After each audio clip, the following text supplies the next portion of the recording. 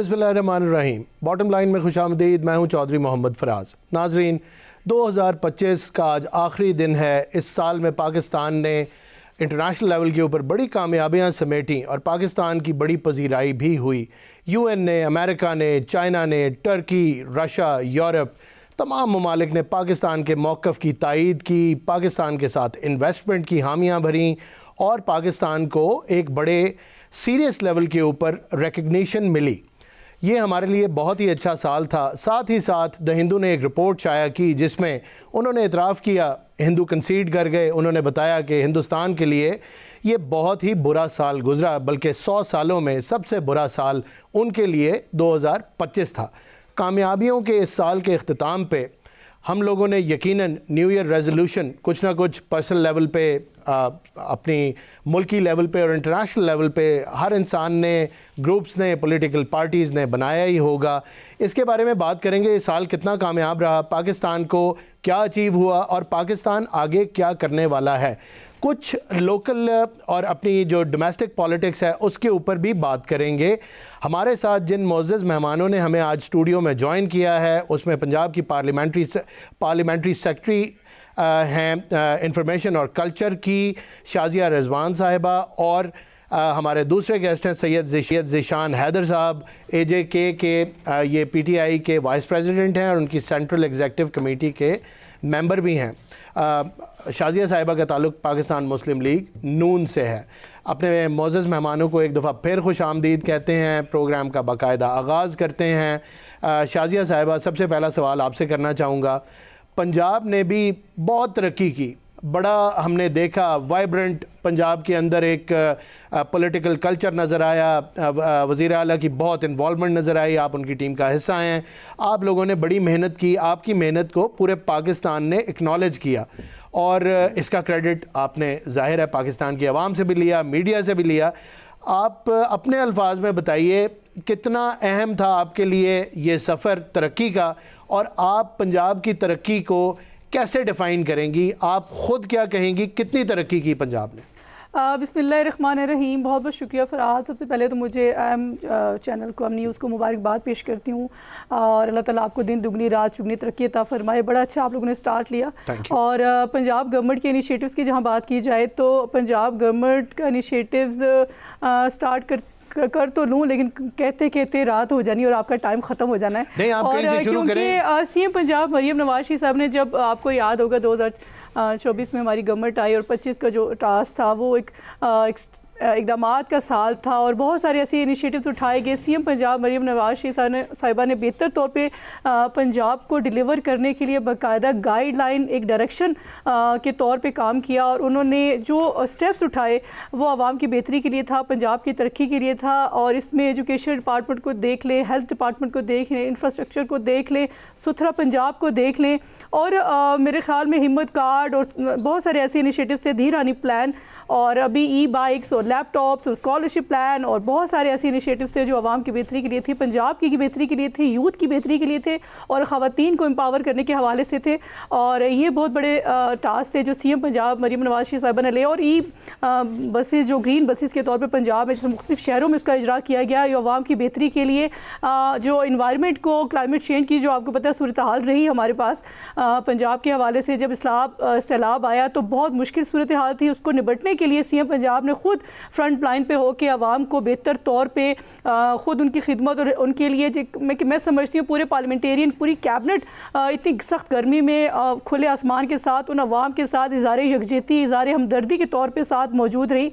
और CM पंजाब मरियम नवाज़ साहिबा ने साबित किया वो हकीकी तौर पर पंजाब की एक बेहतरीन माँ है, एक बेहतरीन बहन है, एक बेहतरीन बेटी हैं और उन्होंने डिलीवर करने की कोशिश की। और 2025 जहाँ बहुत ज़्यादा तरक्की करने के हवाले से इनिशिएटिव उठाने का साल रहा, वहाँ सैलाब ज़दगान से निपटने के लिए, सैलाबी सूरत हाल से, क्योंकि कुदरती आफत थी और पूरे पाकिस्तान में रही, लेकिन पंजाब में CM पंजाब मरियम नवाज़ साहिबा के एक और बात जो बड़े फ़ख्र से मैं कहते हैं वो मुझे फ़ख्र होता है कि मरियम नवाज़ साहिबा ने एक चीज़ जो सैलाब ज़दगान की जो सूरत हाल थी, अपने पंजाब के सेल्फ ऑन पे हम लोगों ने उनकी हेल्प आउट करने की कोशिश की, उनको बेहतर तौर पे उनके लिए बेहतर फैसिलिटेशन देने की कोशिश की।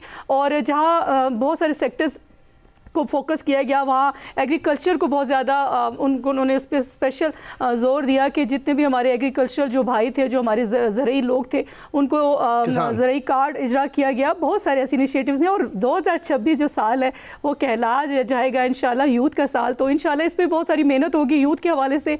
तो सीएम पंजाब मरियम नवाज साहिबा ने 2025 में बहुत कुछ डिलीवर करने की कोशिश की।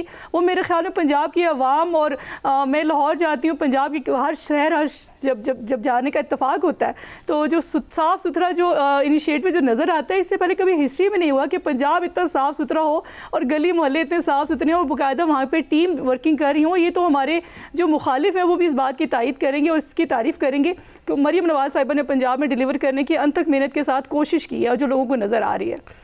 जी बिल्कुल। मैं सैयद ज़ीशान साहब की तरफ जाने से पहले एक छोटा सा सवाल आपसे और कर लूँ। एक एनवायरनमेंट का बड़ा मसला है। एक तो सैलाब जो है वो एक ईयरली एक आफत बन चुका है और पंजाब बड़ा वर्स्ट हिट होता है इससे, और दूसरा मसला स्मॉग का है। तो दोनों इनिशिएटिव्स के लिए एनवायरनमेंट से रिलेटेड भी कोई काम किया है आपकी पंजाब गवर्नमेंट ने? डेफिनेटली हम खबरें सुनते हैं, लेकिन मैं आपसे सुनना चाहता हूँ वो क्या स्पेशल इनिशिएटिव्स हैं इन दो मामलों के? देखिए यहाँ पे मैं ज़्यादा जिस बंदे का जिक्र करना चाहूँगी, मरियम औरंगज़ेब साहिबा हमारी एनवायरनमेंट और क्लाइमेट को देख रही हैं। उनको स्पेशली दिली तौर पर हमारी बात भी पेश करती हूँ। जिस तरह उन्होंने एनवायरनमेंटल और क्लाइमेट चेंज के हवाले से इस डिपार्टमेंट को लीड किया और जिस तरह इस पूरी टीम को कभी एनवायरनमेंटल तौर पर या क्लाइमेट चेंज के हवाले से ये डिपार्टमेंट इतना फ़ाल नहीं था, इतना मजबूत नहीं था पंजाब के हवाले से। और इसमें बहुत सारे ऐसे और इनिशिएटिव्स उठाए गए जिसमें पंजाब में स्मोक को कंट्रोल करने के लिए स्मोक गन का इजरा किया गया, जो लाहौर में स्पेशल वहाँ पे इसका इजरा करके वहाँ पे इसको इक़दामात अमली जामा बनाया गया और वहाँ पे जो स्मोक की सूरत हाल थी उसको इस बनस्बत 2025 के जो 24 का जो लास्ट था, अब 2025 का ये साल जो एंड है, इसका कंपैरिजन किया जाए तो स्मोक इस दफ़ा काफ़ी कम रही लाहौर में। क्योंकि मैं हम लोगों को ज़ाहिर है पार्लियामेंटेरियन है, लाहौर इजलास के सिलसिले में जाना पड़ता है, बहुत सारी वर्किंग हमारी लाहौर में होती है, तो लाहौर में इस दफ़ा स्मोक की जो सूरत हाल थी वो काफ़ी कम रही। और मरियम औरंगज़ेब साहिबा ने इस पर काफ़ी मेहनत की और जो हमारे एग्रीकल्चर हवाले से अगर देखा जाए तो दरख्त बहुत ज़्यादा लगाए जा रहे हैं, पौधे लगाए जा रहे हैं, प्लांट्स लगाए जा रहे हैं और मैसेज कन्वे किए जा रहे हैं यूनिवर्सिटीज़ कॉलेज लेवल पे, ताकि अवेयर किया जाए यूथ को कि किस तरह हम लोगों ने पाकिस्तान को ग्रीन और सेफ और स्मोक फ्री पाकिस्तान बनाना है। और ग्रीन बसेस का इजरा किया गया, ये बहुत बड़ा इनिशिएटिव था कि पोल्यूशन से पाक जब ग्रीन बसेस का इजरा मुख्तलिफ इलाकों में विदाउट किसी एक्सपेंस के फ्री ऑफ कॉस्ट लोगों के लिए वो एक ऐसी सहूलत और सवारी थी कि लोगों को सहूलत देने के लिए एक तो स्मोक और पोल्यूशन से पाक उस ट्रांसपोर्ट का इजरा किया गया। ये बहुत बड़े इनिशिएटिव है और ये सैलाब के हवाले से भी बताएं, सैलाब की क्या प्लानिंग है? जाहिर है 2026 के अंदर भी एक बड़ा चैलेंज होगा आपकी हुकूमत के लिए और जाहिर है पंजाब को एक बहुत बड़ा सूबा है, फसलें हैं, बेसिक हमारा इन्हिसार जो है वो एग्रीकल्चर के ऊपर है, आपने ख़ुद भी फरमाया। उसके लिए क्या स्पेशल इक़दामात हैं जिनके ऊपर आप गौर कर रहे हैं, या कोई ऐसी इंटरनेशनल पार्टनरशिप्स हैं जो पंजाब की हुकूमत कर रही है? थोड़ी रोशनी इस पर भी डालें। देखिए जहाँ ये सैलाबी सूरत हाल थी, ये तो कुदरती आफात के तौर पे बहुत सालों के बाद पंजाब में सैलाबी सूरत हाल को देखा गया और इसको मॉनिटर करने के लिए बाकायदा टीम्स बैठी और बाकायदा एक ऐसी कुदरती आफत थी जिसके लिए कोई प्लानिंग नहीं थी अचानक से, और पूरा पाकिस्तान इसकी जद में आया। और देखा जाए हमारे जो KPK था, हमारे जो पहाड़ी इलाके थे, वो भी क्लाउड बर्स्ट वाली एक ऐसी सिचुएशन। सॉरी शाजिया साहिबा, लेकिन ये एक ईयरली एक अल्लाह माफ़ करे और ऐसा ना हो, मेरी दुआ है, लेकिन ये एक ईयरली थ्रेट बनता चला जा रहा है, बल्कि है। अब आप लोगों को इसको एक कुदरती आफत के तौर पे नहीं, अब आपको इसको एक ईयरली फिनोमेना या थ्रेट के तौर पे देखने की ज़रूरत है पंजाब हुकूमत को ख़ास तौर पे। ज़ाहिर है आप उसको रिप्रेजेंट कर रही हैं, तो आपको इस चीज़ का इदराक होना चाहिए कि ये वाकई बड़ा ख़तरनाक है और ये ईयरली एक थ्रेट बनता चला जा रहा है सूबे के लिए। देखिए फराज, अब फर्स्ट ऑफ ऑल तो बात करने की ये है ना कि क्लाइमेट चेंज एक ऐसा सिनेरियो है कि जो पूरे आलमी दुनिया में पूरे हमारी इस ज़मीन पर देखा जा रहा है और बिल्कुल जो एनवायरमेंट सूरत हाल है टोटली चेंज हो चुकी है हमारे ज़र ज़मीन की। और इसकी सूरत हाल से निपटने के लिए हम लोग जितनी कोशिशें कर लें, ज़ाहिर कुदरती आफात हैं वो अल्लाह की तरफ से हैं, उससे उसका मुकाबला नहीं किया जा सकता, लेकिन उससे निपटने के लिए उसके लिए बेहतरीन पॉलिसीज़, बेहतरीन प्लानिंग के तौर पर हम लोग काम कर रहे हैं। और इंशाल्लाह 2026 में इंशाल्लाह इस सैलाबी सूरत हाल को कैसे निपटा जा सकता है, जो नहरी सूरत हाल है, जो पंजाब के दरिया है उनके साइड लाइन को कैसे कवर करके कैसे उसको बेहतर तौर पे जो सैलाबी रेलें हैं वो कम से कम आबादी में देहातों में दाखिल ना हो, उसके लिए प्लानिंग की जा रही है। तो इंशाल्लाह 2026 में मेरी यकीन और उम्मीद है कि हमारे जितने भी डिपार्टमेंट हैं हमारे एनवायरनमेंट और क्लाइमेट को जो देख रहे हैं इस पर बेहतरीन पॉलिसी के साथ काम कर कर रहे हैं, तो इंशाल्लाह इससे जो 2025 में हमने जो नुकसान हमें हुआ है, क्योंकि पंजाब की सूरत हाल, अवाम रोड पे आ गई थी, अवाम घरों से बेघर हो गए थे, उनकी फसलें तबाह हो गई थी, उनके मवेशी डूब चुके थे, मर चुके थे, उनकी फैमिली पूरे खानदान, तो बड़ा मुश्किल सूरत हाल थी। लेकिन इससे निपटने के लिए सीएम पंजाब मरीम नवाज शरीफ साहबा ने बेहतरीन पॉलिसीज़ ला रही हैं ताकि अवाम को इस सूरत हाल से निपटने के लिए बेहतरीन तौर पर डिलीवर कर सके, और अल्लाह ना करे कि इस तरह की आफत और इस तरह की जो नागानी सूरत हाल दोबारा हो। लेकिन इंशाल्लाह इस पर पॉलिसीज़ बनेगी इंशाल्लाह। ज़ीशान साहब, वेलकम टू द शो। आपने सुना पंजाब की एफ़र्ट्स को। ज़ाहिर है बेसिक सवाल आपसे ये बनेगा मेरा कि 2025 पाकिस्तान के लिए बड़ी कामयाबियों का साल है, पूरी दुनिया मान रही है। आप कैसे देखते हैं 2025 की कामयाबियों को?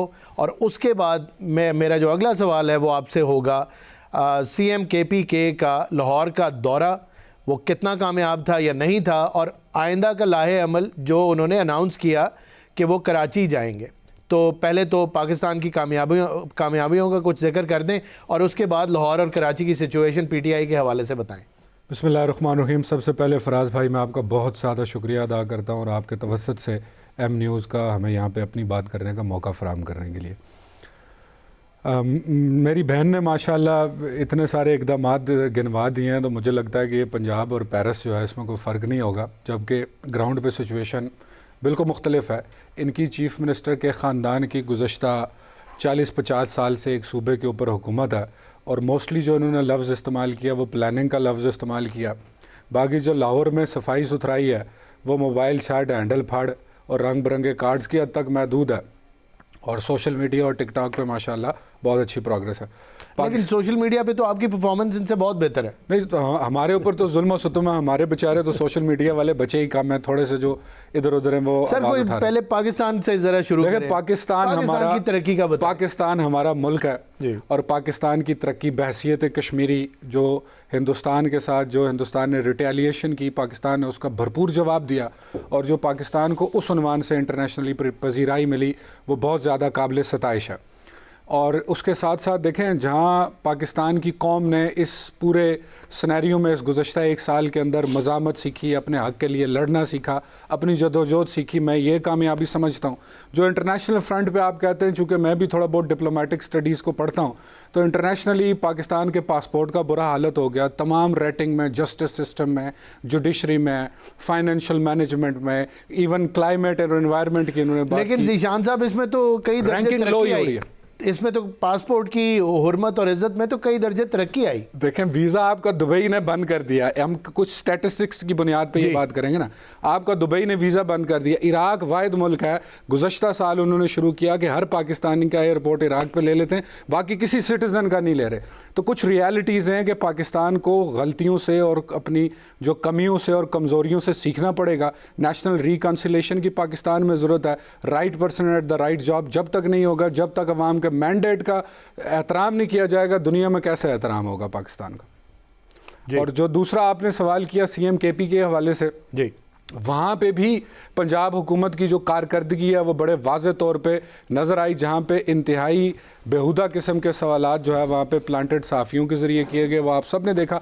बहरहाल एक पब्लिक मोबिलाइजेशन है जो स्ट्रीट मूवमेंट का कहा गया, स्ट्रीट मूवमेंट का आगाज़ हो चुका है पंजाब के तमाम शहरों में, गलियों में, मोहल्लों में। पढ़े लिखे बाशऊर जो तबका, नौजवान तबका, उन्होंने सोहेल आफरीदी के ज़रिए इमरान खान के मैसेज पर लब्बैक का, और इंशाअल्लाह आगे कराची का भी प्रोग्राम है सीएम केपी का, इसी तरह बलूचिस्तान का भी प्रोग्राम है, और पूरे पाकिस्तान के अंदर इंशाअल्लाह जो स्ट्रीट मूवमेंट है, मोबिलाइजेशन है पाकिस्तान के इज़्ज़त और वक़ार के बहाली की, इंशाअल्लाह उसके लिए हम अपनी। ज़ीशान साहब ये बताएं कि आप उनके लाहौर के दौरे को कितना कामयाब देखते हैं, कितने लोग निकाल पाए?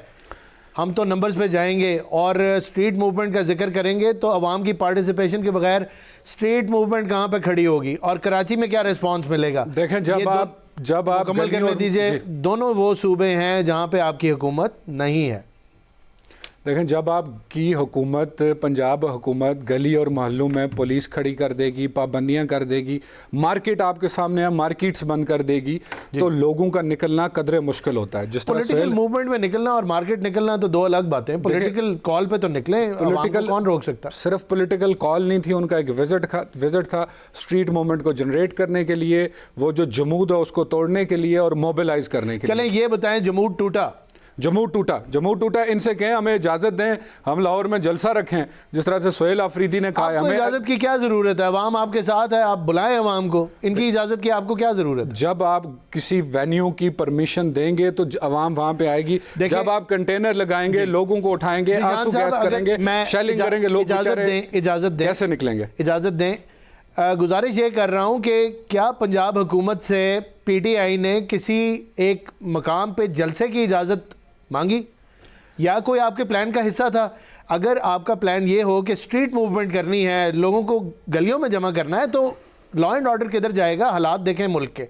तो अगर आप जलसा करते तो क्या बेहतर ना होता कि आप, अगर पंजाब हुकूमत डिनाई करती तो आपके पास बहुत ही वैलिड चीज़ थी, सब आपके साथ खड़े होते कि आप उनसे कहते मीनार पाकिस्तान पर जलसा करने दें, सिक्योरिटी के बेहतरीन अरेंजमेंट करें और लोगों को जमा करते। वो क्यों नहीं किया आपने? गुज़श्ता साल भी हमने मुतअद्दिद बार पंजाब गवर्नमेंट से इजाज़त ली, मीनार पाकिस्तान की ली, लाहौर के शहर की ली। हमें एक दफ़ा बकरा मंडी इन्होंने दे दी, एक दफ़ा कोई और वेन्यू दे दिया। तो हमें मीनार पाकिस्तान की, ये आपके प्रोग्राम में बैठी है मेरी बहन, ये कमिटमेंट करें, हम इजाज़त देते हैं, टाइम आप डिसाइड करें, पीटीआई जलसा करेगी और लोग निकलेंगे, दुनिया देखेगी। ठीक हो गया। कराची का क्या प्लान है? कराची में भी इसी तरह, कराची उर्दू बोलने वाले लोगों का, तहजीब वालों का, पाकिस्तान को बनाने वालों का, पढ़े लिखे बाशऊर लोगों का शहर है। कराची का दिल तहरीक इंसाफ के साथ और हकीकी आज़ादी के साथ धड़कता है। इंशाअल्लाह कराची में बड़ी तादाद में जो है वो लोग निकलेंगे और पंजाब से ज़्यादा बढ़ के रिस्पॉन्स वहाँ पर होगा, चूँकि वहाँ पर महरूमियों और जुल्म फस्तायत की दास्तान बहुत पुरानी और बहुत तवील है। शाजिया साहिबा, इनको पीटीआई वालों को मुलाकात की इजाज़त नहीं आप लोग देते। कल बैरिस्टर गौहर ने बहुत वो ज़िच हो गए और उन्होंने कहा कि हम तो तकरीबन भीख मांग रहे हैं इस मुलाकात के लिए, और बड़ा एहतजाज किया उन्होंने।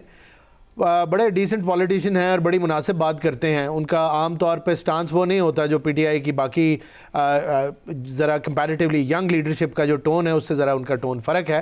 तो इजाज़त क्यों नहीं देते? अदालत का तो फ़ैसला है, आप लोग क्यों नहीं मिलने देते बानी पीटीआई से? देखिए, अदालतों का एहतराम मुस्लिम लीग नून ने हमेशा किया और मुस्लिम लीग नून ने हमेशा जितने केसेस भुगते हैं, जेलें काटी हैं, वो आप सबके सामने है। मेरे ख्याल में वो हिस्ट्री रिकॉर्ड, अगर यहाँ बैठूँ तो टॉपिक चेंज हो जाएगा। तो अदालतों को फेस करें, अदालतों से जाके इंसाफ मांगे। हम लोग कौन होते हैं मुलाकातें करवाने वाले? हम कौन होते हैं? अदालत का तो फैसला है, हाई कोर्ट ने कहा है कि मिल सकते हैं। एक अडियाला जेल के बाहर अगर इंतशारी टोला वहाँ पे बैठ के थ्रेटनिंग मैसेज देगा या थ्रेटनिंग कॉल्स देगा, तो हुकूमत इस दफ़ा किसी इंतशारी टोले पे किसी भी अमलाक पे अटैक करने की परमिशन नहीं देगी। इस दफ़ा हम लोगों ने स्ट्रिक्टली इस तौर पे एक रूल्स और असूल को, कवायद सवाबित को फॉलो करते हुए इन लोगों को सिखाना है कि ये इंतशारबाजी वाले जो टोले लेके जगह जगह ये अवाम का टोला लेके, जब ये लाहौर में भी आए थे तो मुझे बताएं कितने का अवाम निकल सकी थी। लिबर्टी चौक में कुछ 10-15 गाड़ियाँ थी और मेरे ख्याल में इतना तो वो अज़म बुखारी साहब ने कहा कि इतना तो किसी छोले भटूरे के ठेले पे होते या मुर्गी बेचने वाले के ठेले पे लोग अवामी सपोर्ट तो इनकी है, इतने लोग जमा नहीं कर सकते। अवामी सपोर्ट तो पीटीआई की है। देखिए मेरी बात सुने फराज साहब, अवामी सपोर्ट वो होती है जिन्होंने अवाम में डिलीवर किया होता है, अवाम में बेहतर तौर पे अवाम को सहूलियात दी होती है, महंगाई से छुटकारा दिया होता है, दहशतगर्दी से छुटकारा दिया होता है, बेरोजगारी से छुटकारा दिया होता है। इन्होंने किया क्या था 4.5 साल दौरे हुकूमत में? ऐसा कौन सी चीज़ डिलीवर की थी कि अवाम इनके लिए? अवाम अब नहीं निकलती, अवाम को शऊर आ चुका है, अवाम समझ चुकी है कि हमें जो बेहतर, वो कहते हैं कि अवाम डर के नहीं निकलती, आप कहती हैं कि शऊर आ चुका है। जिस तरह की आप ये केपी ने जलसा किया था, सोहेल आफरीदी साहब ने, कितने लोग निकले थे? कौन लोग इनके साथ, जो कहाँ तक निकल के आए थे? मोटरवे पे कितने लोग थे? देखिए, बातें करना, इनके साथ बात करने में एक चीज़ मैं कंपैरिजन आपको कर दूं, पंजाब गवर्नमेंट जब अपोजिशन हमारे भाई जब तकरीरें करते हैं तो सुनते हैं भाई बड़े बुलंद आवाज़ से तकरीरें करके ऐसा सिनेरियो पैदा करते हैं कि लगता है इनसे अच्छा कोई है ही नहीं। ये तकरीरें करने वाले लोग हैं, ये डिलीवर करने वाले लोग नहीं। इन्होंने अवाम के लिए कुछ नहीं किया। अवाम के लिए उन्होंने ये किया कि अवाम की हमारी जो यूथ थी उनको उनको बदतमीज़ी, बदतहज़ीबी, बोतान तराशी, ये वाली सियासत सिखाई, और इदारों पे हमला कैसे करते हैं, किसी के साथ ब्लेमिंग कैसे करते हैं, ये इन्होंने सिखाया। और उसका खमियाजा जो इनकी यूथ है वो भुगत रही है, और बहुत सारे लोग केसेस भुगत रहे हैं। तो खुदार आप समझ जाएं, आवाम जब गवर्नमेंट डिलीवर कर रही होती है तो कम से कम अप्रिसिएशन मिलनी चाहिए। और इनका जो सीएम था, आपको याद होगा, बुज़दार साहब, उन्होंने मुझे इतना बता दें कि मैं अपने पंजाब की बात करती हूँ कि बुज़दार टू मरियम नवाज़, ये खुद अपने ईमान से बताएं कि बुज़दार ने क्या डिलीवर किया था। अपने केपीके की कंपैरिजन कर दें कि इनके सुहेल अफरीदी ऐसे पहले गंडापुर साहब थे, क्या केपीके में आपने डिलीवर किया। आपके दूसरा टर्न्योर आ चुका है गवर्नमेंट का, और आप लोगों ने ऐसा आवाम के लिए ऐसे क्या इनिशिएटिव्स उठाए, केपीके के लोग रो रहे हैं। सबसे ज़्यादा करप्शन हेल्थ डिपार्टमेंट में हुई है, सबसे ज़्यादा करप्शन डॉक्टर्स ने की है, सबसे ज़्यादा करप्शन एजुकेशन डिपार्टमेंट की हुई है। अपने इलाके को देखिए, अपने केपीके के सूबे को देखिए, अपने एरिया को देखिए कि क्या डिलीवर कर रहे हैं आवाम के लिए। ये आके पंजाब की बत्तियां देखने आए थे, पंजाब की बत्तियों पे तो बात नहीं कर सके, और की हिम्मत ही हुई कि बत्तियां लगी हुई हैं, सड़कें बनी हुई। आगे से उन्होंने कहा जी वो बत्तियां तो, जो सड़कें हैं वो तो होनी ही थी, लेकिन इमरान खान आएगा तो पता नहीं हालात बदल देगा। इमरान खान बाहर आया, क्या किया इमरान खान ने, सिवाय जलसे करने के, सिवाय लोगों को ख़राब करने के, यूथ को गलत गाइडलाइन देने के, गलत ट्रैक पे चढ़ाने के, इन्होंने आवाम के लिए कुछ नहीं किया। लेकिन अब यूथ भी समझ चुकी है, आवाम भी समझ चुकी है। आवाम समझती है कि जो हमें महंगाई से छुटकारा देगा, जो पाकिस्तान को दहशतगर्दी से छुटकारा देगा, जो महंगाई से छुटकारा देगा, वही हमारा हकीकी लीडर होगा। आज बताइएगा कि पेशावर का और मर्दान का जलसा, पेशावर का और दूसरा जलसा आपका कैसा रहा? एक तो ये बताएं, बहन हमारी ने सवाल किया कि कितने लोग थे। दूसरा ये बताएं कि पंजाब में बुज़दार दौर में आपने पंजाब को कहाँ लाके खड़ा कर दिया? इन सवालों के प्लीज़ रिस्पॉन्ड करें। बिस्मिल्लाहिर्रहमानिर्रहीम। देखें जी, इसमें जो मेरी बहन ने कहा है कि पंजाब का और कंपैरिजन करने की कोशिश की, देखें पहले तो आपने 4.5 साल का कहा, 3.5 साल पीटीआई की गवर्नमेंट रही है। उसके बाद 1.5 साल जो है शहबाज शरीफ साहब एक दफ़ा प्राइम मिनिस्टर हैं, केयर टेकर गवर्नमेंट भी इनकी रही है पंजाब में भी, और उसके बाद अभी तकरीबन इन्हें ओवरऑल हुकूमत करते हुए 5 साल से ज़ायद का अरसा हो चुका है। तो इस सारे में इनकी प्लानिंग है और इनके पास इनिशिएटिव हैं। जब तक आप कोई सस्टेनेबल काम नहीं करते, बहुत सारे बुज़दार दौर के जो प्रोजेक्ट्स थे जिनका इफ्तिताह अभी इन्होंने किया, चूँकि उस इनिशिएट वो उस टाइम पे हुए थे, कुछ हॉस्पिटल्स हैं, कुछ रोड्स हैं और कुछ और इस तरह के इंस्टीट्यूशंस हैं जो हम वक्तन फ़वक्तन देखते रहें। अब इन्होंने क्लाइमेट की बात की कि वहाँ पे आपने 4-6 वो फॉग गन्स ला के रख दिए, जिसमें लाहौर की किसी एक गली से थोड़ा बहुत फॉग गायब हो सकता है, लेकिन बतौर मजमूई वो क्लाइमेट पे कोई बहुत बड़ा इम्पैक्ट नहीं। इमरान खान साहब का जो इनिशिएटिव था 10 बिलियन ट्री सुनामी, दुनिया ने उसको रिकगनाइज़ किया कि वो प्रोजेक्ट पाकिस्तान को क्लाइमेट चेंज में और इसकी क्लाइमेट की बढ़ते हुए जो नुकसान आते हैं उससे निकालने के लिए जो है वो सबसे मददगार और मावन साबित होगा। इसी तरह यूनिवर्सल हेल्थ कवरेज, कि हर शहरी को यकसा यूनिवर्सल हेल्थ कवरेज का इनिशिएटिव भी इमरान खान साहब के दौर में दिया गया। इसी तरह से सेहत कार्ड था, लंगर खाने थे, पनाह गाहें थी, एहसास प्रोग्राम था, दुनिया भर में पाकिस्तान का वक़ार था, यहाँ पे सनतें चल रही थी, कारोबार चल रहे थे, सनतें बंद हो गई, इदारे आप PIA आपने बेच दिया, सारे इदारे आप लोग बेचते जा रहे हैं। इससे पहले एयरपोर्ट आपने बेच दिया, उससे पहले रोज़ावेल्ट होटल बेच दिया। तो बुनियादी तौर पे जाली मैंडेट से जब आके आप मुसल्लत होंगे तो आपसे इसी किस्म के चीज़ों की तवक्को की जा सकती है। कोई सस्टेनेबल और कोई रीज़नेबल इनके पास ना प्रोग्राम है ना इनके पास प्रोजेक्ट है।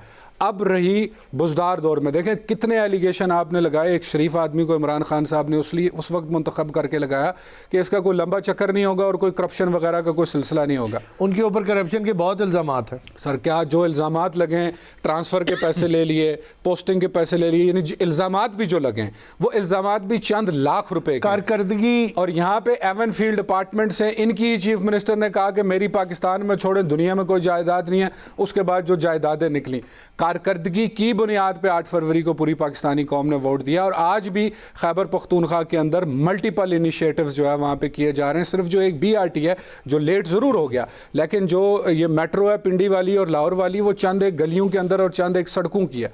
BRT का जो मनसूबा वो पूरे पेशावर को कवर करता है, उसमें मल्टीपल और हॉलिस्टिक अप्रोच की गई है। इसी तरह से वहाँ पे बेइंतहा पॉजिटिव इनिशिएटिव्स लिए जा रहे हैं और एक कंसेक्टिवली लिए जा रहे हैं। लेकिन अनफॉर्चुनेटली फेडरल गवर्नमेंट की तरफ से जिस तरह से जो सलूक किया जा रहा है केपी गवर्नमेंट के साथ और जिस तरह से पंजाब में तौहीन आमेज रवैया रखा गया, हम इनसे कहते हैं कि आप पंजाब की पूरी पार्लियामेंट्री पार्टी, आप केपी आएँ, आप वहाँ पे आके देखें, क्रॉस कल्चरल पार्लियामेंट्री डिबेट में हिस्सा लें और वहाँ पे आके ये जेस्चर आपकी पार्टी का बहुत अच्छा है जो आपने इनको वेलकम करेंगे। आप लोगों ने कहा कि पेशावर आएँ तो आपको एक ड्यू प्रोटोकॉल देंगे, इसकी बिल्कुल इस स्टेटमेंट की तारीफ़ होनी चाहिए।